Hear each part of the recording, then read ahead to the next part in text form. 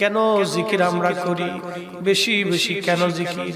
ওই যে অধিক পরিমাণে 33 কোটি লতিফার মধ্যে আমার হযরত পীর কেবলাজান হুজুর বলতেন, বাবা মানুষের মাথা থেকে পা পর্যন্ত 33 কোটি লতিফা আছে। একটা লতিফা যদি আল্লাহ আল্লাহ আল্লাহ আল্লাহ আল্লাহ আল্লাহ আল্লাহ আল্লাহ জিকিরে জিন্দা হয়ে যায়, তাহলে এই লোকটা হাঁটতে হাঁটতে আল্লাহ আল্লাহ, চলতে চলতে আল্লাহ আল্লাহ, ঘুমাইতে যাওয়ার সময় আল্লাহ আল্লাহ, কাজে কাজে আল্লাহ আল্লাহ, এমনকি কঠিন মরণের সময় তার জবানে জারি হয়ে যাবে আল্লাহ আল্লাহ আল্লাহ আল্লাহ।